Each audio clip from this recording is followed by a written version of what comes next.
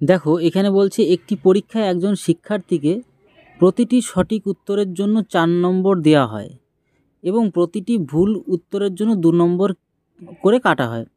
যদি একজন শিক্ষার্থী 75টি প্রশ্নের উত্তর দেয় এবং মোট 150 নম্বর পায়, তাহলে ওই শিক্ষার্থী কতগুলি প্রশ্নের উত্তর সঠিক দিয়েছিল। তাহলে এখান থেকে আমরা বের করব কী করবে, আমরা দেখতে পাচ্ছি যে 75টি প্রশ্নের উত্তর দিয়েছে টোটালে, এবং তার মধ্যে ভুল কিছু করেছে আবার ঠিক কিছু করেছে। এবার তার মধ্যে আমাদের যেটা চাইছে সেটা হচ্ছে কতগুলি সঠিক উত্তর দিয়েছে সেটা আমাদের বের করতে হবে। এবার যদি চাইতো কতগুলি সঠিক উত্তর দিয়েছে এবং কতগুলি ভুল উত্তর দিয়েছে সেটা আমরা বের করবো কী করে। দেখো নর্মালি আমরা দেখতে পাচ্ছি সঠিক উত্তর করলে 4 নম্বর পায় আর ভুল করলে কত 2 নম্বর পায়। তাহলে আমরা একটা কাজ করিনি, যেহেতু আমাদের চাইছে সঠিক উত্তর কতগুলি দিয়েছে, তাহলে সঠিক উত্তর আমি ধরে নিলাম এই 75-এর মধ্যে x পরিমাণ সঠিক উত্তর দিয়েছে। তাহলে আমরা যদি ক্যালকুলেশন করি এখান থেকে দেখতে পাচ্ছি কতগুলো x পরিমাণ আমরা সঠিক উত্তর দিয়েছি এবং সঠিক উত্তরের জন্য কত 4 নাম্বার করে, তাহলে ততগুলি নাম্বার এখান থেকে পেলাম। তারপরে টোটাল তো আমাদের 75 পিস আমাদের কি আমাদের অ্যান্সার দিয়েছিল, তার মধ্যে x পরিমাণ তো সঠিক উত্তর দিয়েছি, তাহলে x পরিমাণটা বাদ দেবো। এবং তাহলে কি হচ্ছে, তাহলে এটাই হচ্ছে যে আমাদের ভুল এইখানে রয়েছে। টোটাল তো 75 পিস প্রশ্ন আমি উত্তর দিয়েছিলাম, তার মধ্যে সঠিক উত্তর আমি x পরিমাণ দিয়েছি, তাহলে বাদ বাকি অংশটা কী পড়ে থাকছে, ভুলগুলো। আর ভুল করলে কি 2 নম্বর করে কাটা, তাহলে ইন্টু কত 2, ইন্টু আমাদের কত এখানে 2, তবেই তো আমাদের কত নম্বর পেলাম 150 নম্বর পেলাম। ঠিক ভুল করে এখানে তো সঠিক উত্তর বেশি দিয়েছি, বেশি হোক কম হোক দিয়েছিলাম, তাহলে সঠিক উত্তরের নাম্বার থেকে আমার ভুল উত্তর নাম্বারগুলো বাদ গিয়েই তো আমার লাস্টে দাঁড়ালো 150 নম্বর আমি তাহলে পেয়েছি, তাই না। তো এই হচ্ছে ব্যাপার, শুধু ক্যালকুলেশন করলে আমাদের অ্যান্সার বেরিয়ে পড়বে।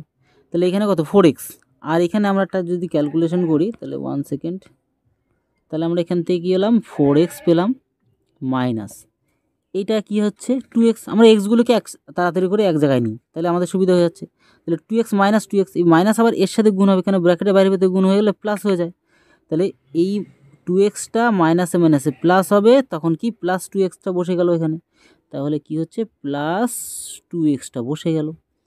তারপরে আমরা কি দেখতে পাচ্ছি এটার সাথে তো এটার আরেকবার গুণ না, তাহলে 75 দুগুণে 150, কিন্তু 150-এর আগে তো প্লাস আছে, কিন্তু প্লাসে মাইনাসে মাইনাস, মানে মাইনাস 150 বসবে এখানে।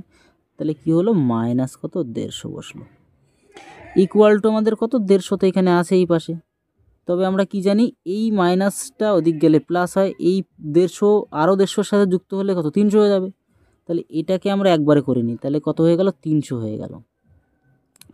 আর এনাদের দুজনের এই যে 4x আর 2x টাইটেল সেম যোগ করতে পারবো, তাহলে আমরা কত দেখতে পাচ্ছি 6x হলো এখানে, 6x ইকুয়াল টু হচ্ছে আমাদের 300।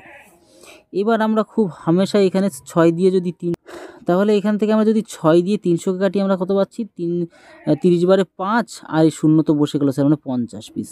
তাহলে 50 পিস আমরা কি করলাম সঠিক উত্তর দিলাম।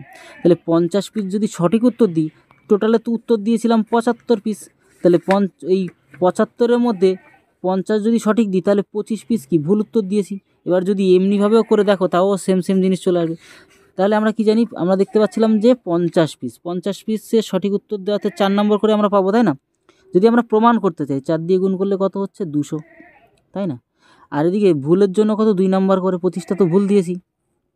1 সেকেন্ড, তাহলে কত এখানে 50। তো ভালো করে খেয়াল করে দেখো, এই যে 1 সেকেন্ড কোথায় গেল, এই যে আমাদের 200 নম্বর সঠিক উত্তর দিলাম আর ভুল দিলাম, ভুল 50, তাহলে মাইনাস করলে তো 150 হয়, যে আমাদের 150 নম্বরটাই কিন্তু আমরা পেলাম।